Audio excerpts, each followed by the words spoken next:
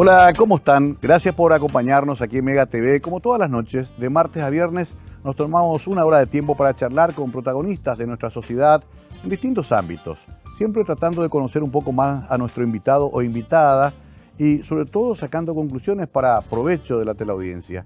Hoy vamos a presentar a alguien que es muy conocida, pero que además está en un emprendimiento político de alto nivel, un desafío enorme, nada más y nada menos que una precandidatura a la presidencia de la República. Hablo de la ingeniera Soledad Núñez, a quien presentamos con este pequeño resumen y luego dialogamos con ella.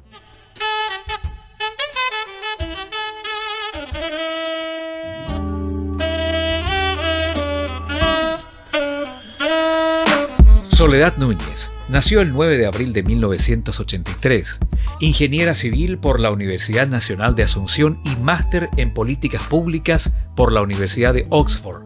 Fue ministra de Vivienda y Hábitat del Paraguay 2014-2018.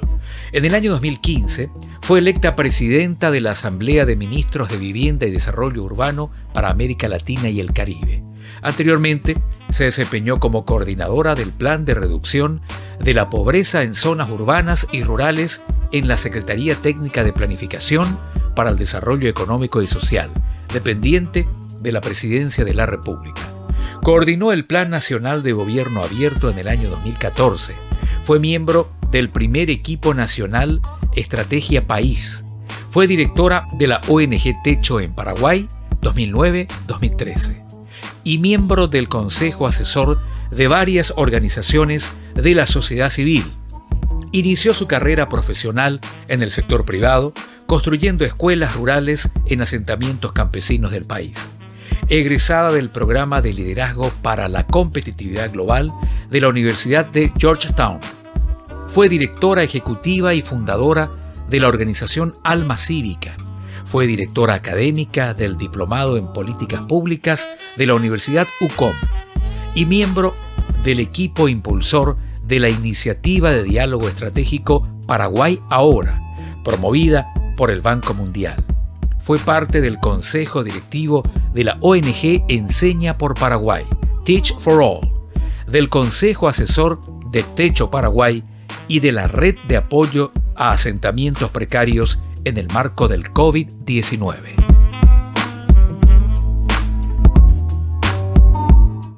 Y aquí estamos con Sole Núñez, como mucha gente le llama, del ámbito juvenil sobre todo, donde tiene siempre una fuerte respuesta desde que comenzó sus actividades ya como una joven ingeniera, siempre vinculada a proyectos sociales, sobre el tema hábitat, el tema urbano también, y ha recogido mucha experiencia tanto en la academia como en la función pública. Hoy es precandidata a la presidencia de la República. Soledad, gracias por estar con nosotros. Buenas noches, ¿cómo estás? ¿Qué tal? Buenas noches, Mario. Un gusto estar acá, saludar a toda la gente que nos está viendo también a través de las cámaras y con muchas ganas de conversar, poder hablar acerca de los desafíos del país y el futuro. Bueno, primero, admirable que te hayas decidido. Contame primero cómo fue eso, porque siempre está dando vueltas y la gente te dice, hace esto, hace aquello, pero es una decisión que imagino la tomaste muy personalmente y con Bruno, ¿no? Sí, no es fácil, si bien es cierto que yo nunca hice política partidaria ni política electoral y quizá por las mismas razones que mucha gente, yo rehuí por mucho tiempo entrar a la cancha, digamos, a competir electoralmente, porque todo el mundo nos dice que la política es lo malo, es lo sucio, que no tenemos que hacerlo. Habrás pasado por ese momento también, Mario. Sí. Pero miro también para atrás y miro mi trayectoria y veo de que sí hice política toda mi vida, de alguna manera. Una historia muy marcada, una militancia social, de un trabajo en los asentamientos más vulnerables del país, buscando siempre mejorar nuestra sociedad, una militancia también gremial desde la Facultad de Ingeniería, en el Centro de Estudiantes, buscando mejorar las condiciones de la educación terciaria universitaria. Hemos luchado muchísimo contra la partidización de la educación pública en el Paraguay.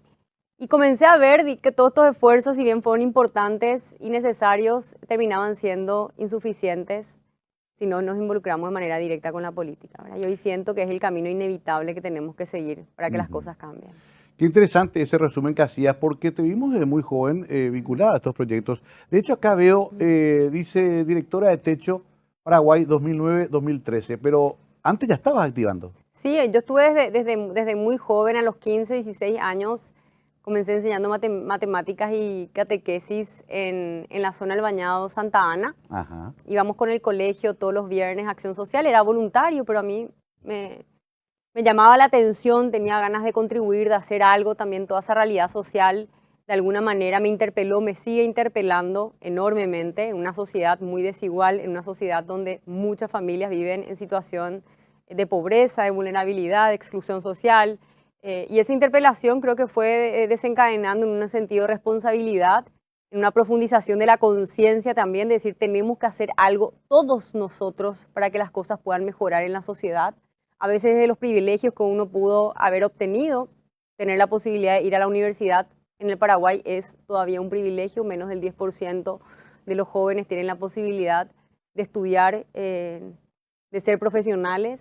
Eso no es una cuestión accesoria, eso no es una etiqueta que uno tiene que llevarla para mejorar individualmente, sino que representa también, al menos yo creo eso, una responsabilidad colectiva, ¿verdad?, con la sociedad. Y esto es lo que yo quiero llevar a la política, ¿verdad?, a unas formas de hacer política, a un estilo de hacer política en Paraguay que es dominante, que se basa únicamente en la conquista del poder, en la retención del poder, en el todo vale, en el fin justifica los medios.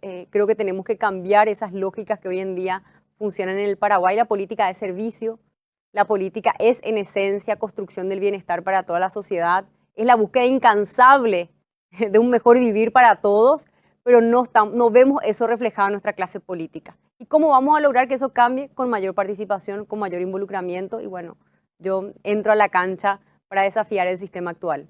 Bueno, interesantísimo como marco referencial decíamos, porque evidentemente, Sole, también tenías otras opciones. Hay sectores no gubernamentales, hay fundaciones, hay ONGs. De hecho, fuiste ministra también durante un periodo importante. ¿Por qué directamente la primera magistratura? Como saltando todas las escalas, decir, sí, juguemos ya el premio mayor. Habían, alternativas incluso de no quedarme en el país, ¿verdad? Ajá, porque claro, existen oportunidades afuera. Si uno mira o evalúa o mide simplemente las decisiones en base al factor económico, probablemente yo no iba a estar haciendo esto, ¿verdad? Pero tengo convicciones muy fuertes. Me duele profundamente el Paraguay cuando escucho a los jóvenes decir que quieren irse de nuestro país porque no hay oportunidades. O cuando visito muchas de las comunidades, como hace un par de semanas que estuve en una colonia rural, María Cristina, en el norte del departamento de Caguazú. Y cuando yo le hacía la pregunta a los vecinos, a las vecinas, a los campesinos, ¿cuál debería ser la prioridad del siguiente gobierno? Ellos me respondían agua potable. claro. Esa sigue siendo la necesidad y la realidad en muchos rincones del Paraguay. A mí me parece una gran inconsistencia, una gran incoherencia con un país tan rico, con tantas potencialidades, con tantos recursos, que no seamos capaces todavía de garantizar acceso al líquido vital a toda nuestra población. Me parece un gran escándalo ético, una gran falencia de la política como práctica, y hay que decir las cosas como son. Acá la política, la forma de hacer política está fallando con la gente. Entonces le vendemos una falsa ilusión de la educación a muchos jóvenes. Le entregamos después del sistema educativo un cartoncito que significa supuestamente que tienen los conocimientos y las herramientas para poder desenvolverse en el mercado laboral o ser emprendedores o salir adelante. La realidad es que en muchas escuelas, en las aulas, no les estamos dando conocimiento a nuestros jóvenes porque el sistema no le está dando a los docentes, a las docentes que a veces hacen cosas inhumanas y dedican su vida, pero el Estado no les está garantizando las herramientas necesarias para asegurar que se dé el aprendizaje en aula. Vemos lo mismo en el sistema de salud, en la generación de empleo, en nuestra economía informal. Y acá me puedo quedar horas haciendo catarsis de todo lo malo que sufre y padece la ciudadanía de nuestro país, que tiene una cuota de responsabilidad y la más importante, la clase política en nuestro país. Ahí que quiero hacer una puntualización que vos manejás mejor que nadie. Tenemos todos los diagnósticos. Las grandes organizaciones internacionales, las entidades cooperadoras ya nos mostraron todo lo que tenemos que hacer, cuánto cuesta, sí, en cuánto tiempo, qué compromiso debemos asumir. ¿Por qué no lo hacemos? Uno, no hay capacidad de gestión en la administración pública, porque tenemos un sistema dominante que es el sistema clientelar y prebendario, que favorecen a las redes de corrupción. Por eso tenemos una corrupción rampante, porque hay vigilantes que protegen esos modos de hacer las cosas dentro de las instituciones del Estado. No tenemos líderes políticos con coraje y valentía para enfrentar a esas estructuras, porque eso implica ganarse probablemente algunas enemistades, implica en un sistema débil también de justicia, probablemente con el garrote a uno le persigan, pero tenemos que tomar la decisión correcta. Y hay algunas reformas que ya no podemos seguir postergando en el Paraguay, ¿verdad? La reforma del servicio civil, la reforma electoral, la reforma incluso del sistema de justicia, que nos van a permitir fortalecer nuestras instituciones. Ahora, esas reformas, que parezcan cuestiones muy ampliadas y complejas, se pueden llevar adelante en 5 años, pero siempre y cuando tengamos liderazgos que pongan en primer lugar al Paraguay, que no le deban favores a nadie, que no dependan de ningún poder fáctico, que no estén buscando agradar a algunos sectores y que tengan la capacidad de poner en primer lugar a nuestro país y a los ciudadanos. Bueno, a partir de esta introducción después quiero entrar con Soledad en cómo lo fue construyendo. Un movimiento, la presentación en el Rowing, mucho trabajo también en las redes sociales y en todas las herramientas que ahora tiene la tecnología, una aproximación muy clara con la juventud también, el conocimiento de ese diagnóstico del que hablábamos, que es muy importante, pero sobre todo después cómo bajar todo eso a una concertación, que siempre genera la idea de que puede terminar siendo una bolsa de gatos, sobre todo dicen los que están del otro lado, ¿no? ¿Cómo se evita, cómo se va acomodando ese tablero tan complejo de la oposición para que se llegue a una oferta interesante a la población? Sobre eso vamos a hablar un poquito más, pero ahora mismo, ¿por qué no lo hiciste dentro de un partido tradicional? Me imagino que igual que todos los paraguayos tenés raíces liberales, coloradas, trabajaste para un gobierno colorado, ¿por qué no entraste a esas estructuras y desde ahí modificarlas? Yo creo que es muy difícil esa lógica, Mario. Hoy en día los sistemas, los partidos tradicionales no solo no gozan de la confianza de gran parte de la ciudadanía, sino que necesitan depurarse y renovarse. Estas mismas conversaciones yo tengo con jóvenes colorados y con jóvenes liberales. La propia juventud se da cuenta de que no solo no encuentra un espacio para ser también protagonista en la renovación de sus partidos, sino que existen una suerte de clanes y de feudos muy fuertes que no permiten que se dé esa depuración necesaria para el sistema político en las principales fuerzas que tiene el Paraguay. Segundo, yo creo que cualquier candidatura polarizante en este momento de la historia nacional, con las grietas que se van profundizando, con los dolores que se han agudizado después de la pandemia, no va a tener la capacidad de poder liderar las grandes transformaciones que necesita el país. Por eso yo creo que hay las fuerzas del tercer espacio, una candidatura independiente, tiene la solvencia, tiene el aplomo, tiene la capacidad de poder articular y aglutinar a los distintos sectores para empujar al país para adelante. Y eso es lo que nosotros ofrecemos a la ciudadanía. Bien, tengo que hacer una primera pausa. Interesantísimo. Ya de entrada fuimos directo al grano. Después quiero un poquito también conocer otros aspectos, cómo le va en su matrimonio. Es todavía nueva en ese mundo tan apasionante de la convivencia, aunque lo conoce a Bruno hace muchos años, según me consta. Y también un poco toda esa relación con la sociedad en la cual no siempre se recibe muy bien cuando una mujer, sobre todo, y joven para más, intenta disputar el poder. Bueno, hablaremos un poquito de todo eso y mucho más a la vuelta de la pausa, conversando la noche con Soledad Núñez.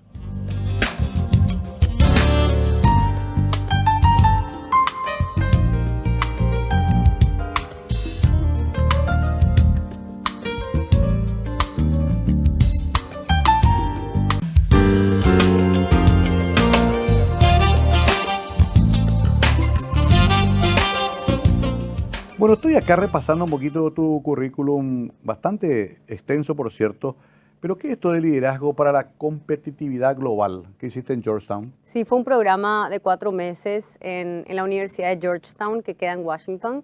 Y fue una beca que me dieron en el 2014 y bueno, tuve la oportunidad de ser parte de un grupo de 40 jóvenes latinoamericanos, iberoamericanos en verdad, tenía también compañeros españoles. Bueno, en las clases básicamente hablábamos mucho de economía, de los esfuerzos regionales, de la posibilidad de construir acuerdos también con otros continentes del mundo en términos comerciales, políticos. La verdad que aprendí muchísimo, además de vivir 4 meses en la capital política del mundo, que también Claro. siempre trae lo suyo. Ahí nos llevaban a visitar, no sé, Brookings, por ejemplo, los grandes centros de pensamiento, poder visitar la Casa Blanca, el Congreso americano, hablar con autoridades políticas y bueno, uno siempre aprende mucho de esos. ¿Eso fue el año pasado? 2014. Hace Sí, bastante ya. Sí, fue antes de ser ministra incluso. Antes de ser ministra. Antes de ser Ahora ministra. estoy entendiendo mejor. Sí, Claro, sí, sí. te dio como una especie de visión bastante completa de lo que después viniste a encontrar. Antes de entrar de vuelta de lleno al tema político y de políticas públicas, ¿te casaste hace cuánto? ¿Un año? Me casé hace 2 años. 2 años ya. 29 de febrero. Ah, sí. Sí, ¿Qué año fecha bisiesto, difícil? exactamente. Justo antes de la pandemia. Justo antes de la pandemia. Con Bruno, que yo de que me acuerdo Sí, estaban juntos ustedes. sí, ¿Qué, sí. cómo era? ¿Eran amigos? ¿Después Sí, fueron novios? nos conocimos los dos en el 2008 en la primera construcción de viviendas de techo, de un techo para mi país, ambos como voluntarios. Sí. Y bueno, después, nada, nos fuimos conociendo. Yo viajé, estuve un año estudiando, haciendo una maestría en Madrid, Ajá. en la Universidad Politécnica de Madrid. Y bueno, cuando regresé desde ahí ya estuvimos juntos hasta ahora. Ya son 13 años en Qué total. Y bueno, nos llevamos muy bien, nos Ujú. conectan las mismas causas. Creo que eso nos da la fortaleza también como pareja. Hoy ambos con este gran desafío de transformar la política, porque él me acompaña absolutamente en todo. Tenemos un sistema ahí de entrenamiento, de debates entre los dos constantemente. Me encanta, tipo un Sí, coaching. porque él estudió ciencias políticas. Ah, claro. Él estudió ciencias políticas en Estados Unidos. En verdad, siempre él fue el más político y yo soy la ingeniera, ¿verdad? El 1 más 1 es 2, de las ciencias exactas.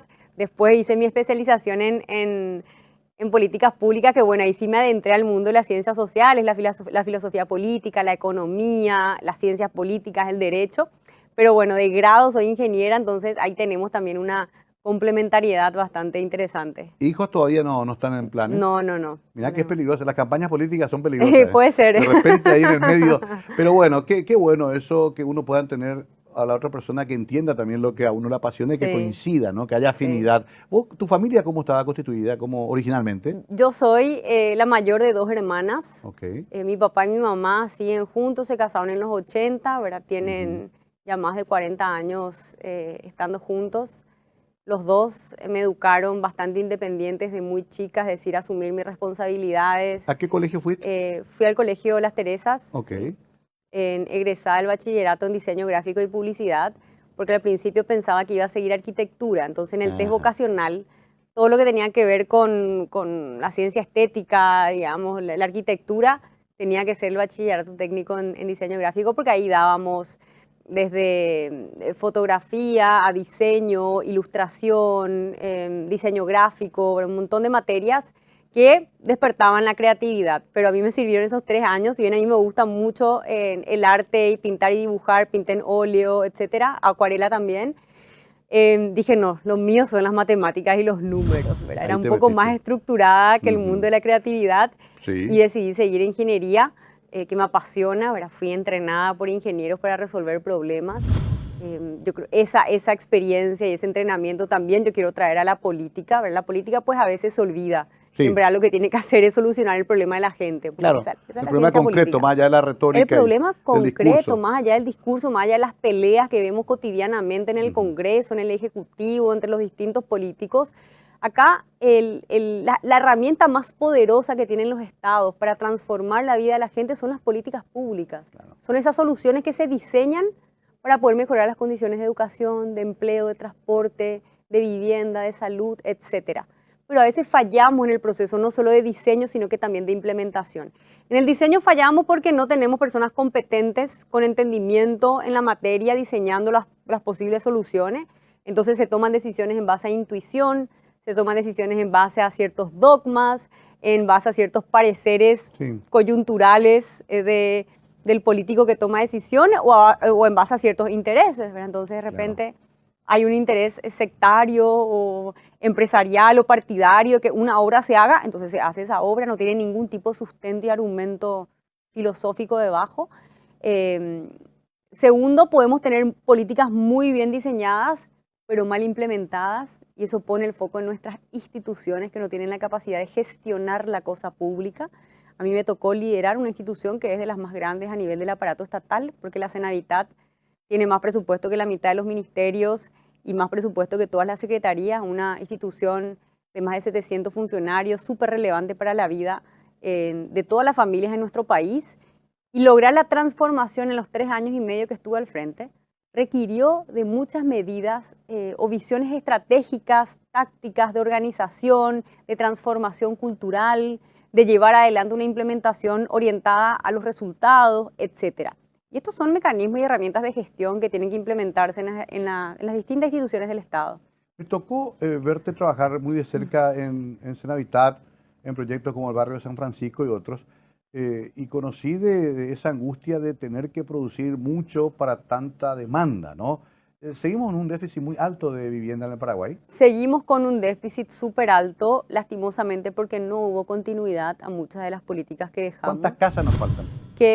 Y el crecimiento vegetativo se calcula en alrededor de 12.000 a 15.000 por año, es decir, tendríamos que ser capaces, sector público y sector privado, de generar ese volumen de viviendas a nivel anual, más el déficit total que es de 1 millón. Esto incluye el déficit cualitativo y el cuantitativo. El cualitativo es la necesidad de mejorar las viviendas o ampliarlas. Estoy segura que mucha gente que nos está viendo quiere o construir o necesita construir una habitación más, o construir un baño, o construir una cocina para que la vivienda en la que está viviendo pueda ser considerada adecuada. Ese es el déficit cualitativo. Y el cuantitativo, que está en el orden del 13%, estamos hablando de 130.000 viviendas más o menos, es la necesidad de construcción de viviendas desde cero. Las cifras igual no son extremadamente rígidas ni difíciles de controlar. O sea, con una política sostenida, uno en 3 periodos de gobierno puede llegar realmente a garantizar que la gran mayoría de la población tenga la posibilidad de vivir en una vivienda adecuada. ¿Por qué al joven entre 25 y 35, que está en esa etapa fuerte de la vida, le cuesta tanto tener su primera casa? Porque el sistema no favorece. Tenemos un sistema que tiene que ser incentivado por las políticas de vivienda, que hoy en día hace que toda la clase trabajadora, que se esfuerza, que gana un salario, le sea prácticamente imposible tener una vivienda propia. La famosa generación sin casa, que vive endeudada, porque entró primero la línea blanca, la gente se endeudó para comprar un microondas, una heladera, después entraron los automóviles, entonces la gente se endeudó para comprar un automóvil, o simplemente porque tenemos un sistema de salud que no funciona. Entonces enfermarse en Paraguay es o sinónimo de hacer tallarinadas, polladas, o de sacar un crédito para salvar la vida de un familiar, y uno invierte toda su capacidad crediticia. No existe además educación financiera, y en esa línea no hay profundización del crédito hipotecario. Es decir, un joven que puede pagar una cuota de 1 millón al mes, o 1.200.000 o 1.500.000, con eso es impensable que pueda comprarse una casa, dadas las condiciones hoy de nuestro mercado inmobiliario, de nuestro sistema financiero y de las políticas de vivienda. Claro, entonces va al alquiler, va a la casa. Sí, que son los 3 actores que tienen que articularse para hacer que uno pueda pagar una cuota de 1 millón, 1.200.000. No estamos hablando, ni siquiera te digo cuotas de 2.500.000, que todavía es un sector también bastante limitado de la población que puede llegar a pagarlo. ¿Y esta FD y compañía tampoco pudo avanzar mucho? No, mejoró en algo, hubo un poco más de profundización en algunos sectores de ingresos medios, pero todavía no en el volumen que necesita nuestra sociedad. Para eso, lo que la AFD debería hacer es construir un fondo de garantías para la vivienda que ayude a reducir la percepción de riesgo que entiende el sistema financiero que está asumiendo cuando le presta plata a una familia de ingresos medios. Y digo percepción porque está demostrado en muchos de los otros países que ya lograron ofrecer de manera, digamos, a escala las viviendas económicas, viviendas baratas, viviendas que la gente pueda comprar, que el que se endeuda para adquirir una vivienda paga su cuota a fin de mes. Es decir, la morosidad es súper baja en créditos hipotecarios en general en la región, y yo no creo que Paraguay sea la excepción. Porque lo más valioso es lo que más uno valora. Exactamente. Ahora, en estos grandes proyectos, a mí me tocó apoyar fuertemente San Francisco, y hasta tuve crítica de mi sector porque tiene otra visión. Me peleé bastante con mis propios concejales, pero yo tenía la visión casi primitiva de decir, si lo sacamos del barro, de la inundación, ya estamos avanzando un paso. Pero lo que siempre cuesta es el acompañamiento de esos proyectos, Soledad. Sí. ¿Por qué pasa eso? Y hemos avanzado mucho en el barrio San Francisco. Ojo, que también se busca estigmatizar y etiquetar y contar solamente lo negativo que ocurre ahí. Claro. Yo, que suelo ir a visitar hasta el día de hoy, o sea, las conversaciones que yo tengo con las familias, estamos, pero 1000 veces mejor acá de lo que estábamos allá, ¿verdad? Estoy seguro. Y fallan la continuidad de las políticas públicas y la sostenibilidad en términos sociales, ¿verdad? Claro. Que es la gran crítica que yo le hice y le hago al gobierno actual, que honestamente está completamente perdido acerca de cómo llevar un plan de desarrollo social en el barrio San Francisco. Claro, ¿verdad? y eso hay que aplicar después a otros proyectos que se están desarrollando. O sea, no es la casa, no es el techo solamente, es toda la es Sí. escuela, educación, asistencia. Mario, si vos llegás a revisar mis intervenciones en la prensa cuando estábamos comenzando el barrio San Francisco, yo hice demasiado énfasis en eso. Yo le decía, el éxito del barrio San Francisco no va a estar determinado por la cuestión constructiva, Claro. va a estar determinado por nuestra capacidad como Estado y sociedad de darle sostenibilidad y continuidad a los planes sociales. Todo estaba diseñado y pensado. Mira, miramos el caso, hay un caso bastante similar en República Dominicana, un caso similar en Ecuador, hay un caso similar en Chile. Tomamos todos los aprendizajes de lo que había fallado, que había funcionado. Desarrollamos un plan que requirió muchísimo tiempo y esfuerzo de varios profesionales. ¿Para qué? Para que este gobierno simplemente tire a la basura. Claro. Porque eso fue lo que pasó. Y claro. pasó el 16 de agosto se dio la orden de que se cierren todas las oficinas de los trabajadores sociales, psicólogos comunitarios, ecólogos humanos que estaban trabajando en el barrio. Se cerraron las oficinas, se retiraron las fuerzas públicas, dejaron de funcionar los espacios de desarrollo infantil, eran las guarderías, digamos. Se abandonó la fábrica que estaba prevista que dé empleo a más de 400 personas. Eso iba a generar un dinamismo completamente diferente en el barrio. Se abandonó el centro de adultos mayores. O sea, honestamente, un crimen desde el punto de vista social y también económico, ¿verdad? Por eso que es necesario un cambio.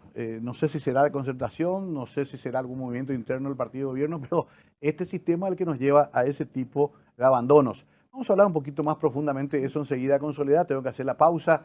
Evidentemente, la experiencia, a pesar de su juventud, le ayuda mucho a Soledad. Pero está lo otro, la política tradicional paraguaya que se basa sobre todo en la descalificación a priori, más aún si es mujer y si es joven, dije antes, voy a profundizar eso enseguida con ella. ¿Cómo se anima a desafiar esos monstruos sagrados tan grandes de la política paraguaya y sobre todo si tiene en cuenta el costo que ello puede tener? Enseguida volvemos con Soledad Núñez conversando la noche.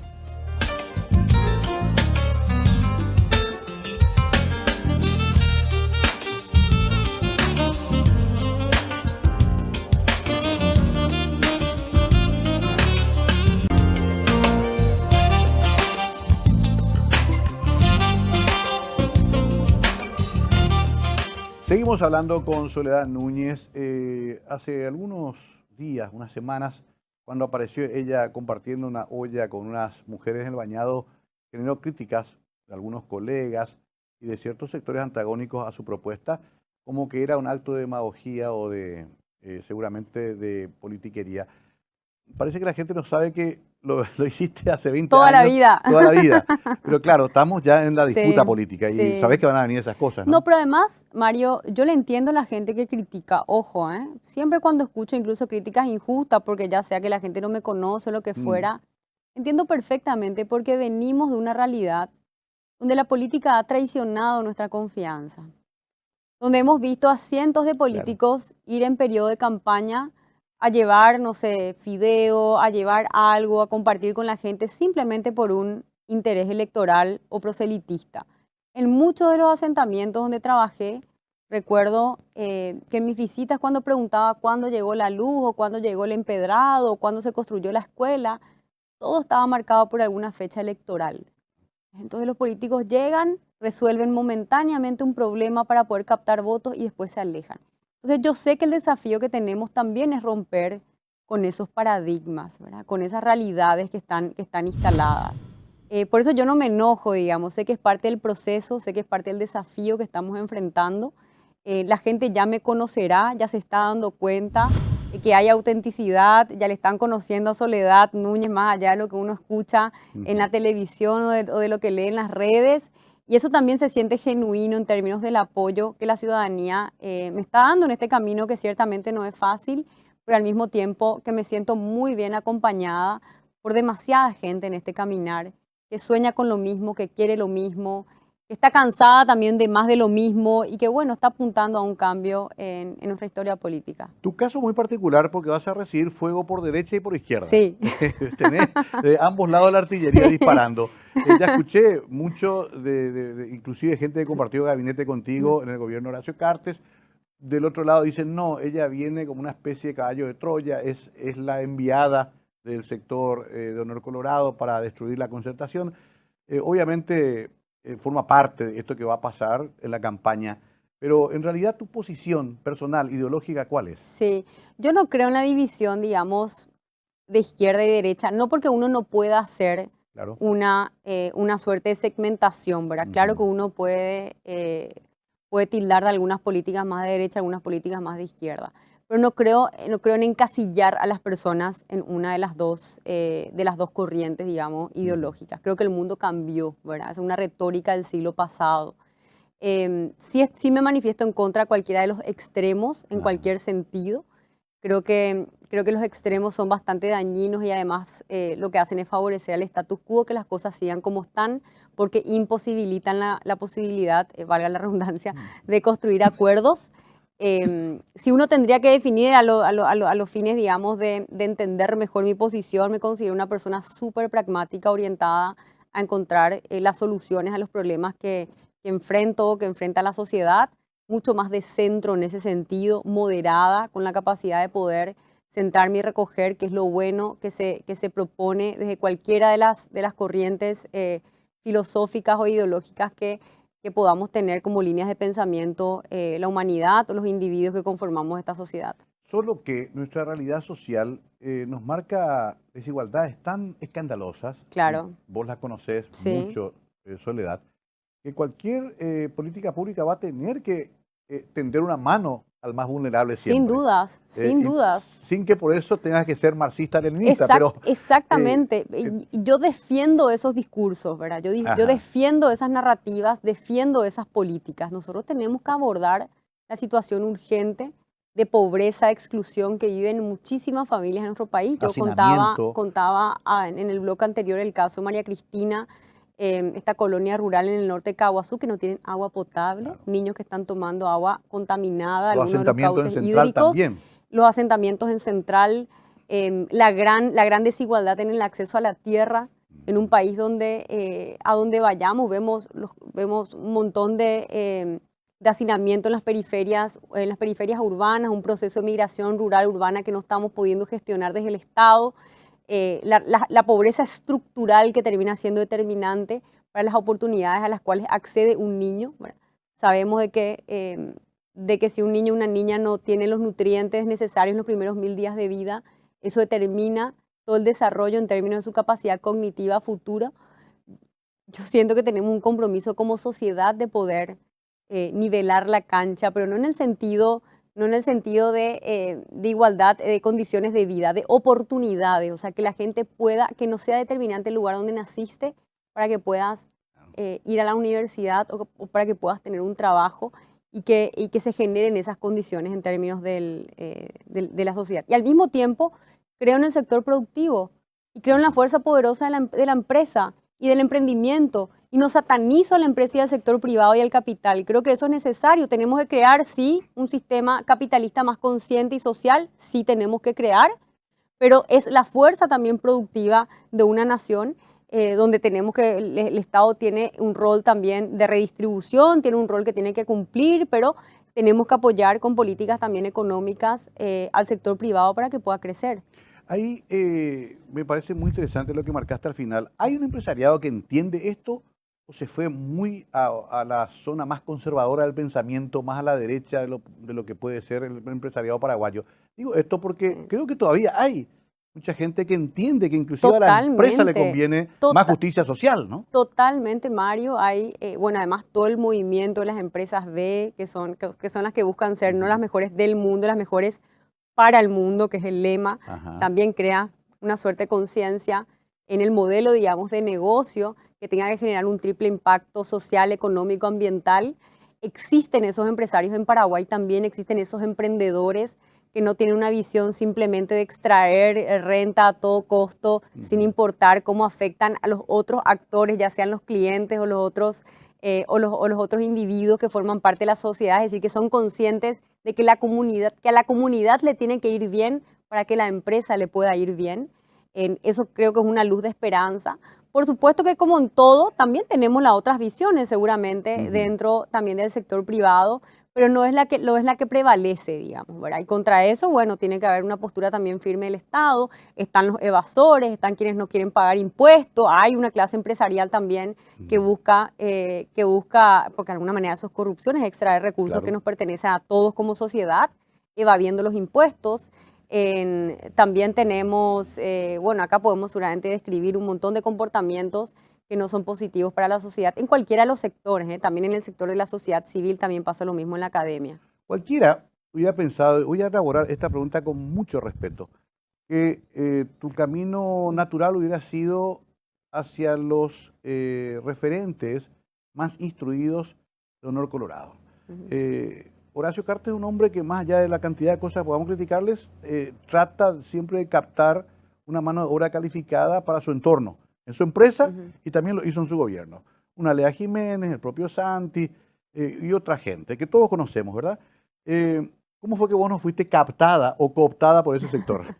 Bueno, yo siempre fui clara, digamos, con mi posicionamiento, ¿verdad? Desde el día 1 que recibí la llamada para integrar el gabinete, que yo lo iba a hacer de manera independiente y que eso no implicaba ningún tipo ni de afiliación, ni de adherencia, ni respaldo a un movimiento o partido político, que yo asumía el cargo de ministra como servidora pública, poniendo única y exclusivamente al Paraguay en primer lugar y buscando que las políticas de vivienda lleguen a tocar a las puertas de todos los hogares paraguayos sin ningún tipo de distinción.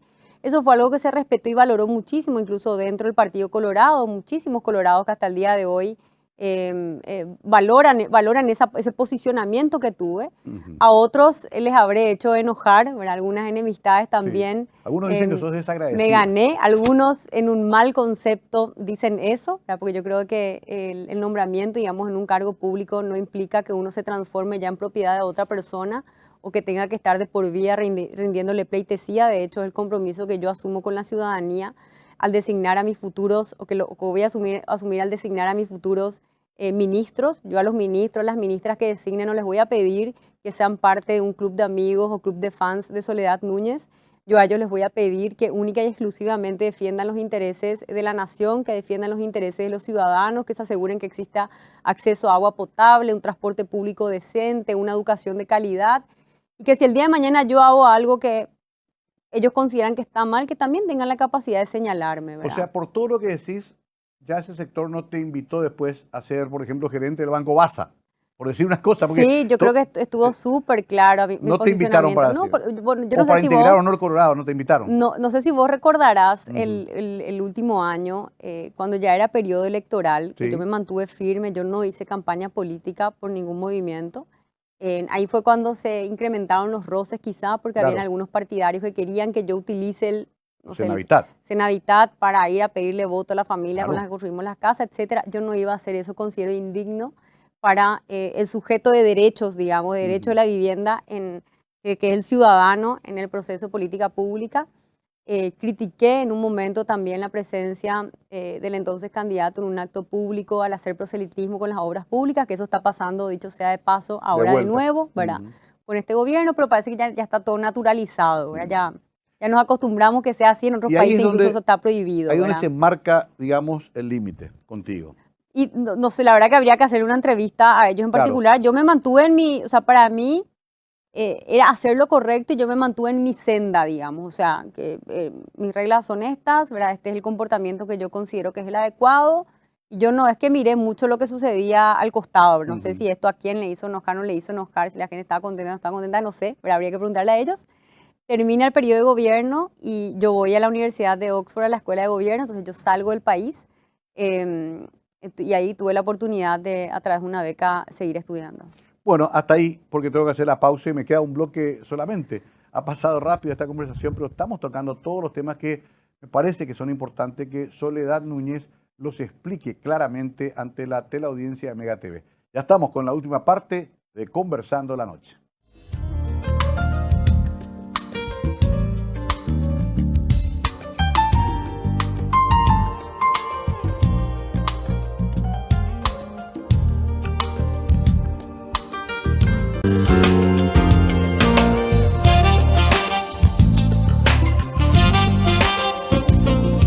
última parte de esta muy interesante conversación con Soledad Núñez, me faltó preguntarle lo de la concertación y un poco su posición dentro de ella.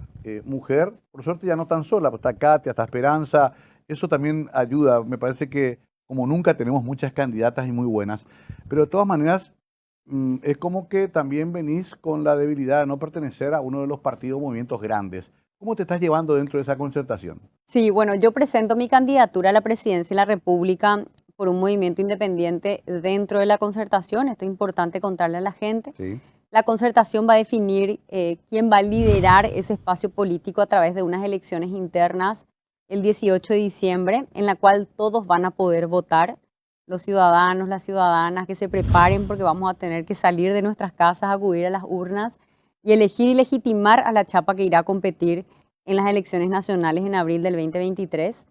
Existe, uno podría decir, un peso asimétrico con el PLRA, que también compone la concertación. Eso no lo podemos cambiar. A mí siempre trato mejor de administrar las realidades que quedándome, no sé, o que quejarme por las condiciones que no se dan.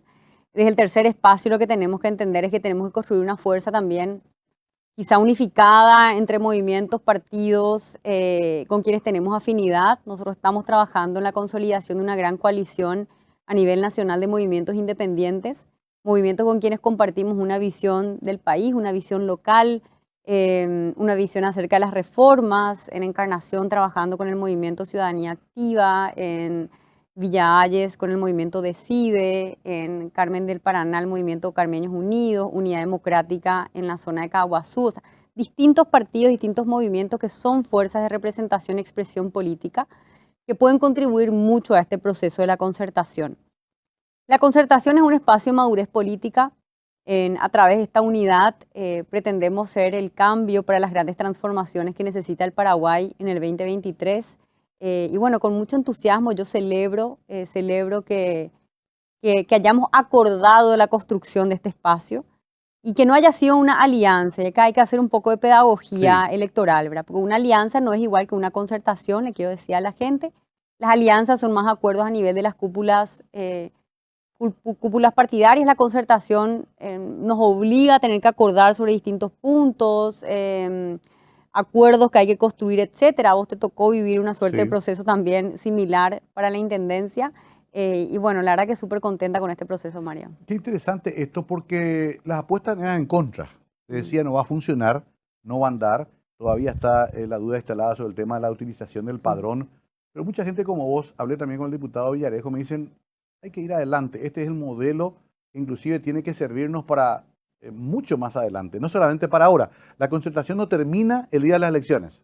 Totalmente. La concertación lo que da es una mayor garantía de una buena gobernabilidad. Nosotros estamos discutiendo no solamente cómo hacemos para ganar las elecciones, sino que cuáles son aquellos puntos prioritarios que tenemos que encarar en el Paraguay para que las cosas cambien.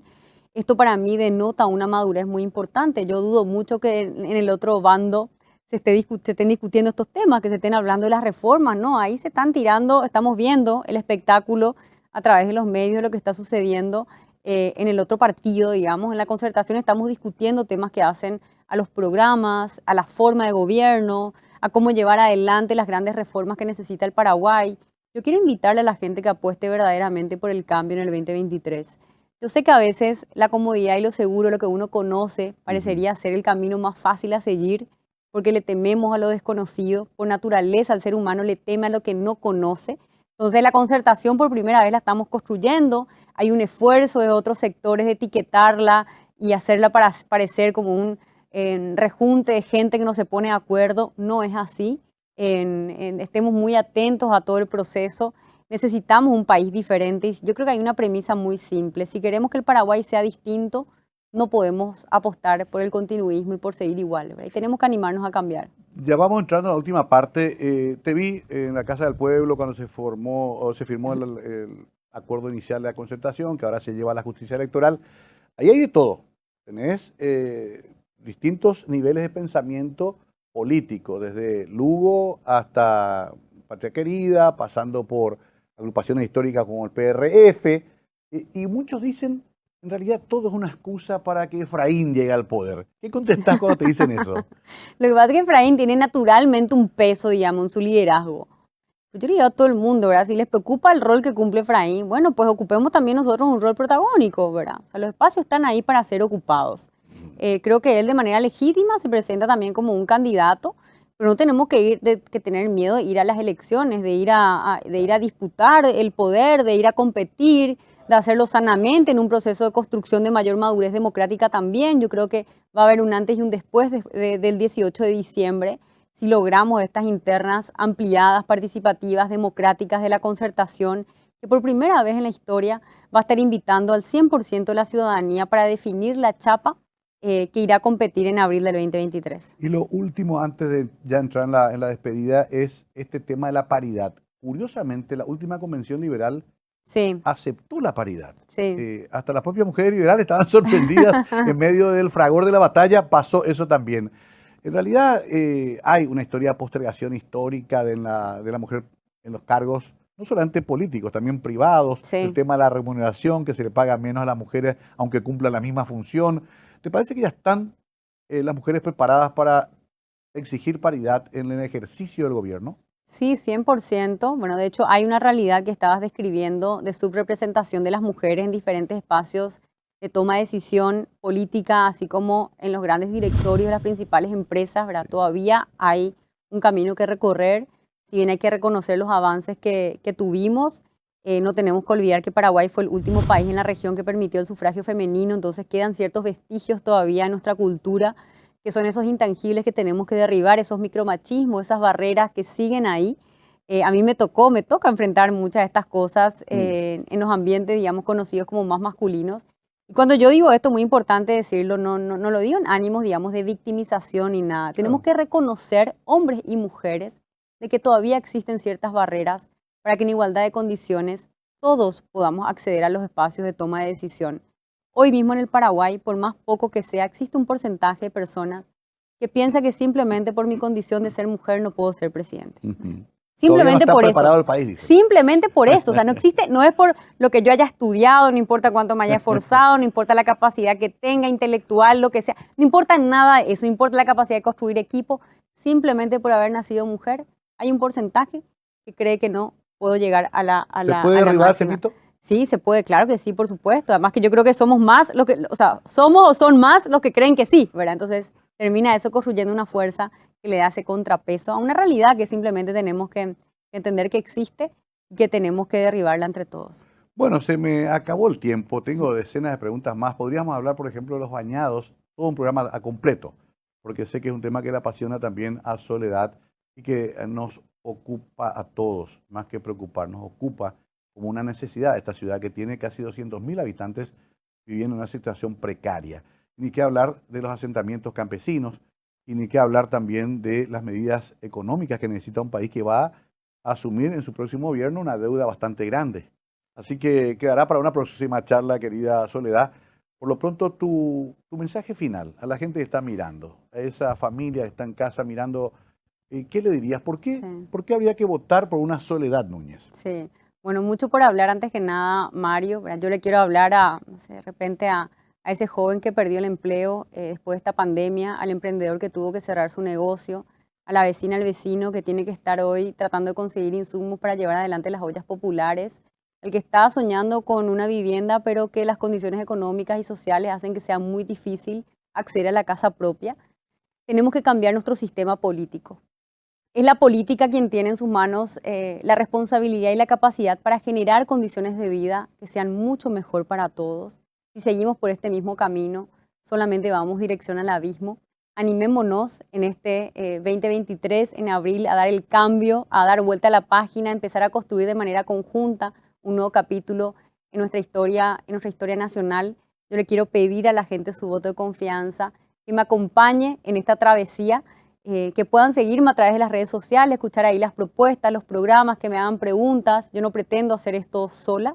Yo no creo en las fuerzas individualistas ni mesiánicas, sí creo en las fuerzas colectivas y sé que yo simplemente represento a una fuerza que está detrás, que me acompaña, que está al lado, una fuerza que cree en el Paraguay, que cree en los paraguayos, que cree que tenemos la capacidad de construir un futuro mucho mejor que el que tenemos ahora. Hago la pregunta que nunca hay que hacerle a una dama, pero es importante porque va a figurar también en su legajo. ¿Cuántos años tenés, Soledad? 39. 39 años. Una mujer que todavía no cumplió los 40 quiere ser presidenta del Paraguay. Hoy se presentaba ante la teleaudiencia de Mega TV en el programa Conversando en la Noche. Sole, gracias por venir. Muchas gracias, Mario, y muchas gracias a todas las personas que nos acompañaron en esta noche. Nosotros nos despedimos por el momento. Siempre nos reencontraremos acá en Mega TV para hablar con los protagonistas de la información, para conocer un poco más a esas personas que sueñan, como usted, en un Paraguay mejor. Volvemos en cualquier momento, siempre por Mega TV.